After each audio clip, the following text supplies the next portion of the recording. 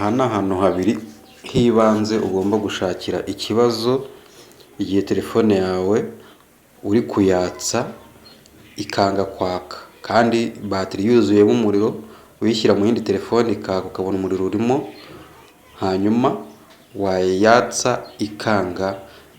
Izi telefone za 528 za Tekino nini, iyo yahuye n'ikibazo cyo kutaka, ikintu kibanze ukora nta kindi, urabanza ukareba muri izi nzira z'amatushe. Izi nzira z'amatushe ziri aha ngaha, iyi ngiyi inzira yayo iyatsa ibiri hano kuri munsi y'iri tara.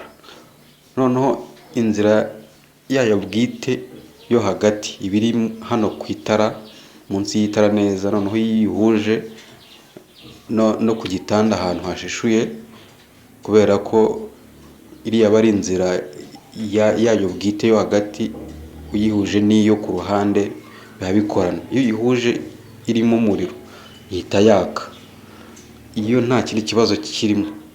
Ubundi niho hambere iyo telefone yazimye bene nk'iyi ngiyi uhita ushakira, uhuza ahantu nyine ubona hatambutse umuriro muri telefone, ukagira gute ugahuza n'iriya nzira yo munsi y'itara, ukareba ko telefone yawe yibasha kwaka. Cyangwa se iyo nta yindi telefone ubasha gushyiramo batiri, yenda ngo urebe ko batiri irimo umuriro, uyishyiramo ugafata inzira y'itara ukayihuza n'inzira isanzwe, ukareba yuko itara ryaka rya telefone yawe. Iyo itara ryatse batiri birimo umuriro, ariko telefone yo itari kwemera kwaka, aho ngaho haba harimo ikibazo gikomeye. Ni ukuvuga ngo iyo telefone ntabwo iba iri bukorwe n'ubwo buryo. Ariko iyo itabasha kwakira umuriro n'itara ritaka, ubwo tuba tugiye kureba ikibazo kijyanye na siriko iri aha hantu. Ni ukuvuga ngo iyo harimo siriko,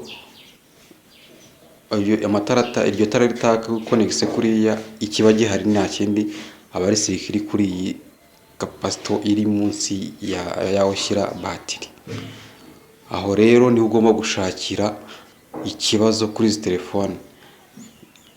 Ibibazo byazo by'ibanze wakurikirana ni ibi ngibi.